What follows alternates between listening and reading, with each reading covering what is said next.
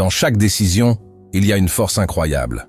Pas parce qu'elle résout tout ou garantit un succès immédiat, mais parce qu'elle nous rapproche pas à pas de ce qui compte vraiment. Ces choix, ce sont nos réponses aux épreuves de la vie. Et dans ces réponses, nous découvrons non seulement notre force, mais aussi notre capacité à grandir, à nous réinventer. Je repense souvent à ces moments dans ma propre vie. Ils ne sont jamais venus quand je les attendais, ni sous la forme que j'aurais imaginée. Mais ils étaient toujours là, comme des invitations discrètes, pour me rappeler une vérité essentielle. Rien ne change tant que je ne fais pas le premier pas. Agir, ce n'est pas attendre d'être prêt ou de tout comprendre. C'est avancer, imparfaitement peut-être, mais avec sincérité.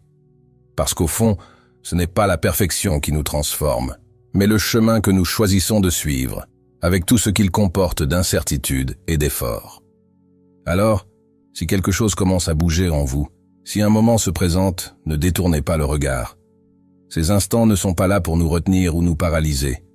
Ils sont là pour nous éveiller, pour nous rappeler que le pouvoir de transformer notre vie ne commence ni demain, ni ailleurs. Il commence ici, maintenant, avec le choix de répondre à cet appel. Je me souviens d'une période marquée par l'incertitude et la lutte, lorsque j'avais 17 ans. Ce chapitre de ma vie m'a confronté à une réalité bien différente de ce que j'avais imaginé. Financièrement instable, mentalement épuisé, je me retrouvais à remettre en question l'essence même de mes efforts et la direction que prenait ma vie. Ce fut un moment où l'introspection devint essentielle, une quête de sens profondément personnelle, semblable à celle que beaucoup entreprennent à des étapes cruciales de leur existence. Le stoïcisme nous enseigne que l'adversité n'est pas simplement une épreuve, mais un professeur irremplaçable. C'est dans nos moments les plus sombres que se dévoilent souvent les vérités les plus lumineuses sur qui nous sommes et sur ce que nous pouvons accomplir. Pour moi, ces périodes de turbulence ont conduit à une prise de conscience déterminante. Il fallait changer. Mais comment amorcer un tel virage ? Les stoïciens diraient que tout commence par la connaissance de soi. Reconnaître l'écart entre ce que nous sommes aujourd'hui et ce que nous aspirons à devenir est la première étape vers une transformation authentique. Cela implique de regarder nos failles avec lucidité, de reconnaître nos forces et surtout d'avoir le courage de remodeler notre caractère pour l'aligner avec nos valeurs les plus élevées. Dans mon propre parcours, ce qui a catalysé ce changement fut la rencontre d'un mentor. Cette personne incarnait les vertus que je souhaitais développer, la sagesse, la constance, l'intégrité. Mais ce mentor n'était pas qu'un guide, il était aussi un miroir. Il reflétait mes forces, mais également mes manques, me forçant à affronter une vérité essentielle. Si je voulais changer ma vie, c'était à moi d'en être l'artisan. Cette idée, à la fois exigeante et libératrice, a trouvé un écho profond en moi. Elle résonne avec l'essence même du stoïcisme, prendre la pleine responsabilité de soi et embrasser le pouvoir de la maîtrise personnelle. Les mots de mon mentor étaient sans équivoque.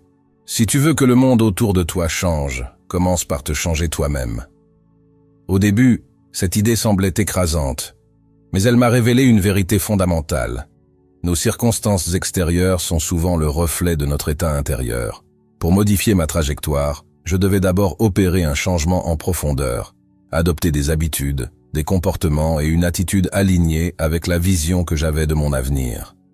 Ce processus n'a pas été instantané ni facile, mais il m'a appris que le véritable pouvoir réside dans ce premier pas, dans l'engagement à agir en dépit de l'inconnu, et dans la conviction que chaque effort, aussi petit soit-il, peut ouvrir la voie à une transformation durable.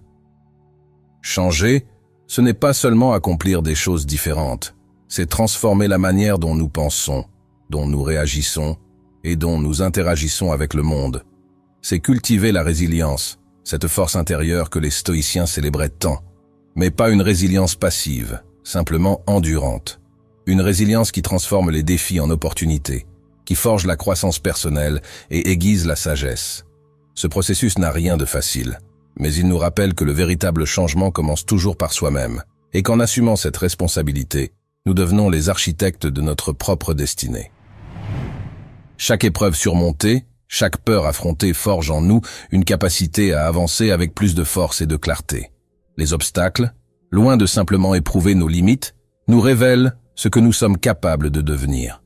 Dans cette traversée parfois chaotique qu'est la vie, il est des rencontres qui éclairent notre route. Le rôle d'un mentor, lorsqu'il s'impose, dépasse largement celui d'un simple conseiller. Il devient une boussole, un repère qui nous aide à naviguer dans nos incertitudes et à transformer nos doutes en apprentissage. Un mentorat authentique ne se résume pas à transmettre des compétences ou à optimiser des performances. C'est un catalyseur de transformation profonde. Un mentor perçoit en nous des possibilités que nous avons parfois oubliées ou que nous ne voyons pas encore. Il nous invite à dépasser ces frontières invisibles que nous nous imposons, non pas en nous dictant quoi faire, mais en nous guidant vers ce que nous pourrions devenir. Cette relation repose sur une écoute attentive et une compréhension intime de nos aspirations. Un bon mentor sait poser les bonnes questions, celles qui dérangent autant qu'elles illuminent. Il ne se contente pas de montrer le chemin le plus facile. Il nous défie là où nous devons être mis à l'épreuve, là où se trouve la clé de notre évolution. Le mentorat, dans sa forme la plus aboutie, n'est pas un raccourci, mais une invitation à explorer des profondeurs que nous n'aurions peut-être pas osé aborder seuls. Les stoïciens comme Sénèque et Épictète ont toujours insisté sur la valeur d'apprendre de ceux qui ont déjà traversé les chemins que nous empruntons. Pour eux, un mentor n'est pas simplement une personne qui conseille ou enseigne. C'est une source vivante de sagesse, forgée par l'expérience et enrichie par une réflexion profonde. Cette sagesse est un outil puissant qui nous aide à affronter la vie avec résilience, à cultiver la vertu et à ancrer nos actions dans des principes solides. Un bon mentor devient souvent une force transformatrice, capable de nous guider vers une version plus alignée de nous-mêmes. Le rôle d'un mentor ne se limite pas à répondre à des questions ou à offrir des solutions immédiates. Il nous invite à questionner nos perspectives, à remettre en cause nos certitudes et à élargir notre horizon. Ce processus ne vise pas seulement à nous rendre plus efficaces, mais à aligner nos choix avec nos valeurs fondamentales. C'est une pratique profondément stoïcienne, agir en conscience, en cohérence avec nos principes, pour mener une vie qui ait un véritable sens. L'impact d'un mentorat authentique va bien au-delà de l'acquisition de savoir. En partageant son expérience, un mentor ne rend pas les défis plus faciles, mais il nous enseigne à les aborder avec clarté et discernement. Ce n'est pas un raccourci vers la réussite, mais un cadre structurant qui enrichit chaque étape de notre apprentissage. À travers ce processus, le mentor nous aide à progresser, à éviter les pièges communs et à tirer des leçons profondes de chaque situation. Mais un mentor ne transmet pas seulement des connaissances. Il incarne des qualités essentielles comme l'intégrité, le courage ou la persévérance. Ces vertus, mises en pratique dans son quotidien, deviennent une source d'inspiration. Voir ces valeurs vécues avec authenticité nous motive à les adopter dans notre propre vie, renforçant ainsi notre caractère et notre engagement à grandir. Enfin, la véritable richesse d'un mentor réside dans sa capacité à tisser des liens entre les fragments de notre existence. Il nous aide à voir la cohérence dans ce qui semblait épars, à construire un récit clair et aligné sur nos aspirations profondes. Avec ses retours, souvent exigeants mais toujours constructifs, il nous pousse à transformer nos idées en actions concrètes et significatives. Cette démarche reflète l'essence même du stoïcisme. Incarner les vertus non pas dans l'abstraction, mais dans chaque geste du quotidien. En somme, un mentor est bien plus qu'un guide. Il est un compagnon dans notre quête de sens et de sagesse, une force qui éclaire notre chemin et nous pousse à transformer les défis en opportunités. Avec lui, la vie ne devient pas plus facile, mais elle prend une profondeur et un sens qui la rendent infiniment plus riche. Vous savez, prendre la responsabilité de sa vie, c'est d'abord ouvrir les yeux sur ce qui est, sans détour ni excuse. C'est accepter que là où l'on se trouve aujourd'hui est le fruit de décisions, grandes ou petites, que l'on a prises, consciemment ou non. Ce n'est ni facile, ni confortable. Mais c'est le seul chemin vers un changement profond, celui qui n'est non pas des circonstances, mais de notre propre volonté. Les stoïciens, lorsqu'ils parlaient de contrôle, n'invitaient pas à une abstraction philosophique. Ils savaient que se concentrer sur ce qui dépend de nous est une nécessité, presque une urgence. En cessant de vouloir maîtriser ce qui échappe à nos mains, une liberté inattendue émerge. Nos erreurs ne pèsent plus comme des chaînes, mais deviennent des jalons. Nos échecs, loin d'être des fins, se transforment en étapes d'un processus plus vaste. C'est une perspective qui bouscule, mais qui libère. Assumer, c'est détourner son regard de l'extérieur, des excuses, des circonstances ou des autres, pour le tourner vers soi. Ce que nous vivons, c'est le résultat d'un enchaînement de choix. Pas de grandes décisions héroïques, mais une série de gestes, d'habitudes, de silences parfois. Prendre ses responsabilités, c'est reprendre la plume et décider de réécrire cette trajectoire avec lucidité et intention. Cela commence dans les détails, ce que l'on accepte ou refuse au travail, les conversations qu'on choisit d'avoir ou d'éviter, les habitudes qu'on tolère ou qu'on combat. Rien n'est insignifiant. Même l'inaction est un choix. Chaque instant porte en lui une ouverture, une possibilité. Ce n'est pas une question de perfection ou de tout comprendre. C'est une question de mouvement, d'avancer, pas à pas, même dans l'incertitude. Ce chemin, il n'apporte pas une vie sans turbulence. Mais il nous donne une force nouvelle, une clarté face aux tempêtes. Il ne s'agit pas de devenir insensible ou indifférent, mais de s'ancrer dans une solidité intérieure, forgée non par des révolutions soudaines, mais par une série de gestes alignés avec ce que l'on aspire à être. C'est un travail de cohérence, patient et déterminé, qui finit par transformer non seulement nos choix, mais aussi la personne que nous sommes, pas par magie, mais par fidélité à soi-même. L'action, telle que la concevaient les stoïciens, dépasse l'acte de simplement faire. Elle repose sur l'intention, sur un engagement réfléchi et aligné avec la raison et la vertu. Chaque geste, chaque décision a un poids, non seulement sur notre propre existence, mais aussi sur celle des autres. Marc Aurèle écrivait sur l'importance d'agir en harmonie avec l'ordre naturel, ce qui pour lui signifiait vivre avec clarté et justesse, en veillant à ce que chaque choix soit imprégné de sens. Cela ne signifie pas seulement réagir aux événements, mais se tenir prêt à les anticiper et à les façonner. Agir ne se limite pas à répondre aux crises ou aux urgences. C'est une manière de participer à sa propre vie, de ne pas attendre qu'une opportunité ou un problème nous pousse à bouger. Par exemple, adopter une vie plus saine avant qu'une maladie ne nous y contraigne est une manière de respecter le lien entre notre corps et notre esprit. Cette approche proactive demande de la discipline, mais elle est le socle d'un engagement plus large envers soi-même et envers les autres. La procrastination, cet écueil si courant, trouve souvent son origine dans la peur ou l'indécision. Sénèque, avec sa lucidité tranchante, rappelait que le temps est notre bien le plus précieux. Chaque instant gaspillé est un fragment de vie que l'on ne récupérera jamais. Mais il ne s'agit pas de se précipiter pour ne rien manquer. Il s'agit de choisir avec soin comment employer son énergie, en orientant chaque action vers ce qui compte vraiment. Chaque petit pas, même imparfait, nous éloigne de l'inaction et de ses regrets. Dans le processus de transformation personnelle, l'action est ce qui donne forme aux idées et aux projets. Sans elle, tout reste au stade des concepts, des intentions.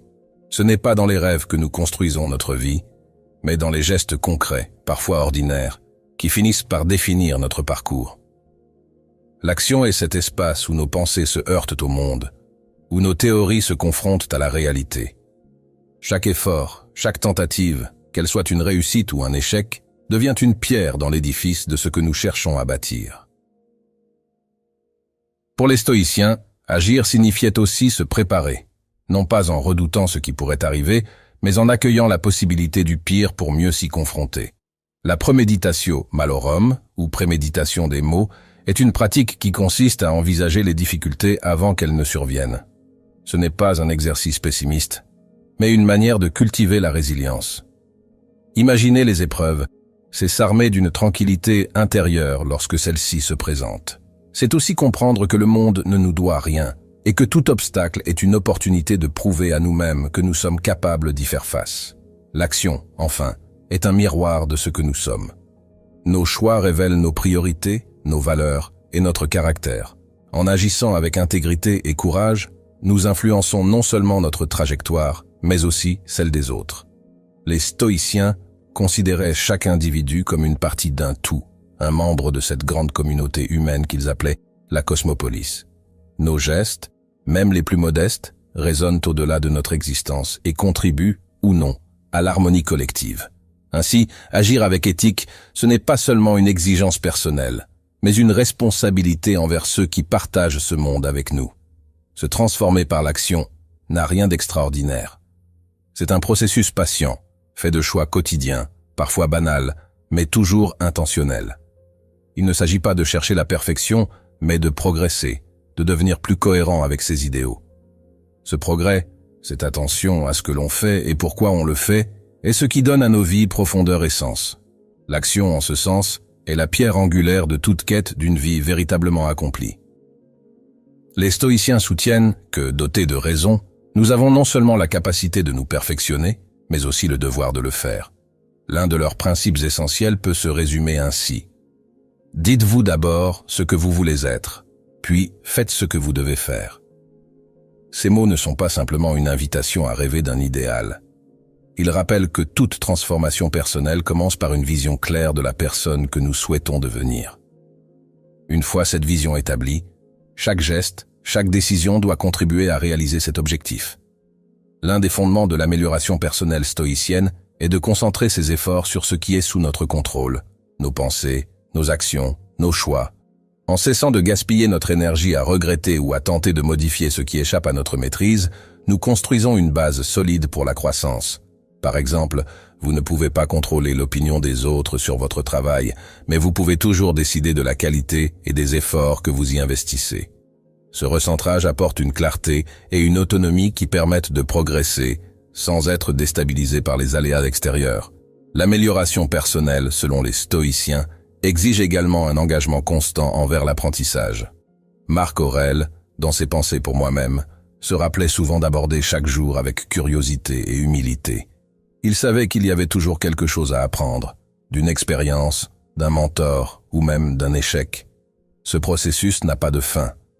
Il s'agit d'un voyage continu, fait de perfectionnement du caractère, d'approfondissement des connaissances et de développement des compétences nécessaires pour affronter les défis de la vie.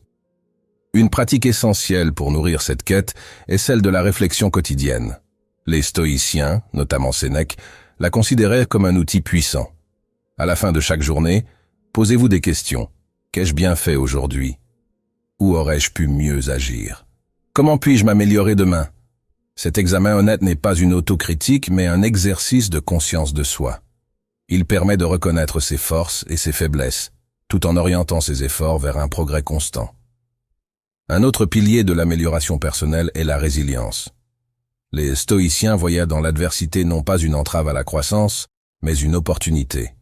Sénèque, toujours lucide, affirmait que les difficultés renforcent l'esprit comme l'exercice renforce le corps. Quand un obstacle se présente, plutôt que de s'interroger sur son injustice, il est plus productif de demander « Que puis-je apprendre de cette situation ?» Ce changement de perspective transforme les revers en tremplin, offrant des leçons précieuses sur le chemin de la transformation personnelle. Enfin, l'amélioration de soi, dans la vision stoïcienne, implique la pratique des vertus fondamentales, la sagesse, le courage, la justice et la tempérance. Ces qualités ne sont pas de simples idéaux abstraits, elles sont des outils pratiques pour mieux vivre. La tempérance aide à maintenir l'équilibre en évitant les excès. Le courage permet d'affronter les défis avec détermination. La justice guide nos actions envers les autres, et la sagesse éclaire nos choix. En cultivant ces vertus, nous alignons nos vies avec la nature et la raison, atteignant ainsi une harmonie intérieure et extérieure. Mais l'amélioration personnelle ne s'arrête pas à soi. Les stoïciens croyaient profondément à l'interconnexion humaine. Tout progrès individuel doit, selon eux, bénéficier au bien commun. En devenant de meilleures versions de nous-mêmes, nous avons le pouvoir d'être un ami plus loyal, un membre de famille plus présent, un citoyen plus engagé. Cette vision élève l'amélioration personnelle au-delà du simple gain individuel. Elle devient une manière de contribuer à un monde plus harmonieux. Marc Aurèle a souvent médité sur l'impact de ses actions sur la communauté, considérant que l'auto-amélioration ne prend tout son sens que lorsqu'elle sert un objectif plus grand que soi. Cette vision stoïcienne élève la quête de progrès personnel à un niveau collectif, en insistant sur l'importance de contribuer au bien commun tout en poursuivant sa propre transformation. L'auto-amélioration demande du temps, de la patience et une bonne dose de persévérance. Ce n'est pas un chemin linéaire ni une course vers des résultats rapides. Les revers, bien qu'inconfortables, font partie du processus. Ce sont eux qui révèlent nos points de résistance et nos marges de progression. Les stoïciens nous rappellent qu'il est essentiel d'être indulgent envers soi-même. Avancer régulièrement, même à petits pas, est infiniment plus efficace que de chercher des transformations soudaines. Chaque effort, aussi modeste soit-il, s'inscrit dans un mouvement plus grand. C'est l'accumulation de ces progrès discrets qui finit par provoquer un véritable changement. Se donner des objectifs concrets est une manière de structurer ce cheminement. Sans but clair, on risque de se perdre, de simplement réagir aux événements sans jamais construire activement son avenir. Les objectifs agissent comme des balises, orientant nos efforts vers ce qui compte vraiment. Marc Aurèle, dans ses réflexions, insistait sur l'importance d'agir avec intention. Chaque journée doit être une opportunité de poser un acte, même simple, en accord avec nos valeurs et notre vision d'une vie épanouissante. Il ne s'agit pas de remplir son agenda d'activités, mais de s'engager avec attention dans ce qui a du sens. Un objectif efficace n'est pas une idée floue, ni un vague désir. C'est une ambition précise, qui donne un cap. Par exemple, vouloir être en meilleure santé est un bon point de départ, mais cela reste trop abstrait pour inspirer une action concrète.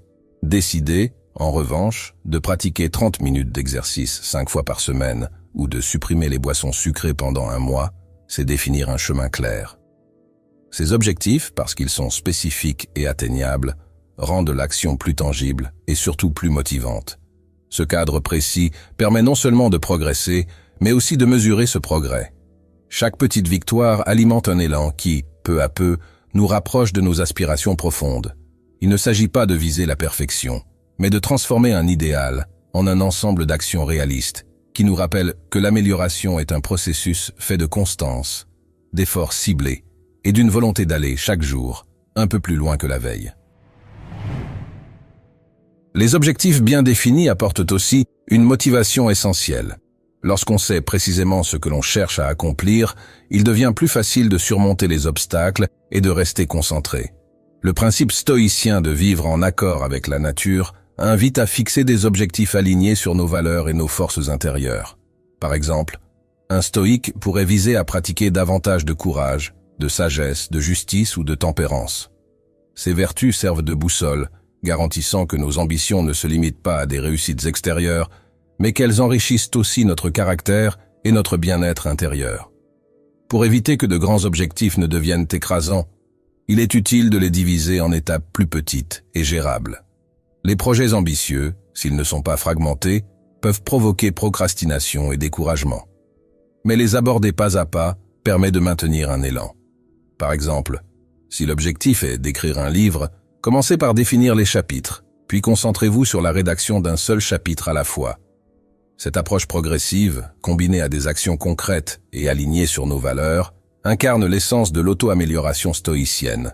Elle nous apprend que chaque effort, même minime, contribue à construire une vie plus riche de sens et plus ancrée dans ce qui importe réellement. Cette approche, en rendant le processus moins intimidant, permet de savourer chaque étape franchie. Chaque progrès, si modeste soit-il, renforce l'engagement et nourrit la motivation. Les stoïciens insistent cependant sur une vérité essentielle. Bien que nous puissions contrôler nos efforts, le résultat final échappe souvent à notre maîtrise. Cela ne signifie pas que nous devrions renoncer à viser nos objectifs, mais plutôt que notre attention doit se porter sur le processus lui-même, et non exclusivement sur l'issue. Épictète enseignait qu'il fallait donner le meilleur de soi dans chaque entreprise, puis accueillir le résultat avec sérénité, quel qu'il soit. Par exemple, si l'on aspire à une promotion, il est possible de contrôler sa préparation, son éthique de travail et la manière dont on se présente, mais la décision finale peut dépendre d'éléments extérieurs. En se concentrant sur ce qui est en notre pouvoir, on préserve sa paix intérieure, indépendamment de l'issue. C'est cet ancrage dans l'effort, et non dans le résultat, qui permet de rester stable face à l'incertitude. Un autre aspect fondamental de la fixation d'objectifs est de les lier à un but plus profond. Les objectifs qui résonnent avec nos valeurs fondamentales et notre vision à long terme sont bien plus motivants que ceux qui n'ont qu'un attrait superficiel. Par exemple, économiser de l'argent peut sembler pratique, mais cela prend un tout autre sens si on comprend pourquoi cela est important. Assurer la sécurité de sa famille, obtenir la liberté de poursuivre une passion ou contribuer à une cause qui nous tient à cœur. Lorsqu'un objectif est ancré dans un but, il devient plus signifiant et engageant. Les stoïciens rappellent également l'importance de réviser et de réfléchir régulièrement à nos objectifs. Ces révisions permettent de vérifier s'ils restent alignés avec nos valeurs et priorités. Marc Aurèle lui-même pratiquait une introspection quotidienne, évaluant ses actions pour s'assurer qu'elles reflétaient ses principes. Cette habitude de réflexion régulière aide à garder le cap, à ajuster les stratégies et à maintenir un mouvement constant vers nos aspirations. Se fixer des objectifs concrets ne se limite pas au développement personnel. Les stoïciens enseignaient que nous avons aussi une responsabilité envers les autres et le bien commun. Chaque objectif peut être pensé dans une perspective plus large, en considérant son impact sur notre entourage. Par exemple, développer ses compétences en communication ne se contente pas de nous aider à mieux interagir, mais peut enrichir nos relations. De même, un engagement à faire du bénévolat régulièrement ne transforme pas seulement notre quotidien, mais crée un effet positif durable dans notre communauté. Au cœur de cette philosophie se trouve le principe de la contribution. Une vie pleine de sens ne se définit pas uniquement par ce que nous obtenons, mais par ce que nous apportons. Les stoïciens considéraient les humains comme des êtres sociaux, interconnectés et responsables les uns des autres. Contribuer, c'est vivre en harmonie avec la nature humaine, remplir son rôle au sein de cette vaste communauté qu'est l'humanité. Que ce soit par de petits gestes ou par des projets ambitieux, chaque action tournée vers le bien commun enrichit non seulement le monde, mais également notre propre existence, en la rendant plus profonde et connectée aux autres. Rappelez-vous, Marc Aurèle écrivait que « ce qui n'est pas bon pour la ruche n'est pas bon pour l'abeille », rappelant que notre bien-être personnel est inextricablement lié à celui des autres. Cette réflexion va au cœur de la philosophie stoïcienne. La contribution, qu'elle soit grande ou petite, est essentielle pour vivre en harmonie avec soi-même et avec le monde. Agir pour le bien commun ne signifie pas nécessairement accomplir des exploits héroïques. Cela peut se traduire par un geste simple, une parole d'encouragement, un partage de savoir, un soutien discret, qui peut avoir des répercussions profondes, parfois invisibles. Pour les stoïciens, ces actions ne sont pas accessoires. Elles incarnent les vertus fondamentales, notamment la justice, qui nous invite à traiter les autres avec équité et à œuvrer pour une société meilleure. En déplaçant notre perspective de ce que je peux obtenir à ce que je peux offrir, nous transformons notre rapport au monde. Cette démarche enrichit non seulement la vie des autres, mais aussi la nôtre. Offrir de soi crée un sentiment de connexion et de but que ni les possessions matérielles ni les réussites personnelles ne peuvent égaler. Contribuer, c'est aussi un acte de courage. Soutenir quelqu'un, défendre une cause ou consacrer du temps à un projet collectif demande parfois de sortir de sa zone de confort. Ce type d'engagement nous force à affronter nos propres peurs ou insécurités, renforçant ainsi notre caractère. En participant activement au monde, nous nous rapprochons d'une vie vertueuse, non pas par perfection, mais par engagement sincère. Cet engagement vers les autres a également un pouvoir transformateur sur nous-mêmes. Lorsque nous concentrons notre attention sur l'aide ou le soutien à autrui, cela nous libère temporairement de nos propres préoccupations et met nos défis personnels en perspective. Les stoïciens rappelaient souvent que nos épreuves individuelles s'inscrivent dans une expérience humaine, universelle et interconnectée. En contribuant, nous nous souvenons que nous ne sommes pas seuls et que même nos petits gestes peuvent apporter une différence significative. Au-delà de l'immédiateté, la contribution laisse une empreinte durable. Les possessions matérielles et les succès personnels s'effacent avec le temps, mais l'impact positif de nos actes peut se prolonger bien au-delà de notre propre existence. Investir dans les autres, qu'il s'agisse de mentorat, d'éducation ou d'actes de bonté, construit un héritage qui transcende les limites de notre vie. Cette idée s'accorde profondément avec la vision stoïcienne de vivre en accord avec la nature, laisser le monde meilleur que nous l'avons trouvé. Enfin, la contribution véritable repose sur l'humilité et l'authenticité. Il ne s'agit pas de chercher la reconnaissance ou le prestige, mais d'agir avec un cœur sincère et un esprit ouvert. En mettant nos talents, notre temps et nos efforts au service des autres, nous incarnons une vie alignée avec les idéaux stoïciens, une vie où le bien commun renforce le bien individuel et où chaque geste, aussi simple soit-il, devient porteur de sens. Il ne s'agit pas de rechercher la reconnaissance ou d'accumuler des distinctions. La contribution, dans l'esprit stoïcien, consiste à vouloir véritablement créer un impact positif. Épictète le disait avec justesse. N'expliquez pas votre philosophie, incarnez-la. Ce principe rappelle que contribuer ne se résume pas à des paroles ou à des postures. C'est une pratique vivante, une façon d'agir qui reflète nos valeurs les plus profondes. Contribuer ne doit jamais devenir un acte de démagogie ou d'autopromotion. C'est au contraire un engagement sincère à vivre ces principes de manière tangible et significative. En aidant les autres, nous cultivons souvent un sentiment de gratitude. Cette gratitude naît de la prise de conscience des soutiens et des opportunités qui ont marqué notre propre parcours. Elle devient alors un moteur puissant, nous incitant à redonner et à nourrir ce cycle vertueux de générosité et de croissance. La véritable mesure d'une vie ne réside pas dans ce que l'on accumule, mais dans ce que l'on partage. Chaque geste de contribution, aussi modeste soit-il, a le potentiel de créer un effet d'entraînement. Les répercussions de nos actions, même invisibles à nos yeux, peuvent toucher profondément ceux qui nous entourent. En nous efforçant de vivre selon les vertus stoïciennes, de grandir et de donner, nous alignons nos vies avec des vérités universelles et construisons une existence pleine de sens et d'impact. Merci d'avoir partagé ce moment avec nous. Si ces idées vous résonnent, une nouvelle étape vous attend pour explorer encore plus profondément les principes stoïciens et les intégrer à votre quotidien. Continuez votre voyage vers une vie guidée par le but, la sagesse et la vertu. Ensemble, continuons d'apprendre, de grandir et de vivre selon l'esprit stoïcien. À bientôt pour la suite de ce chemin.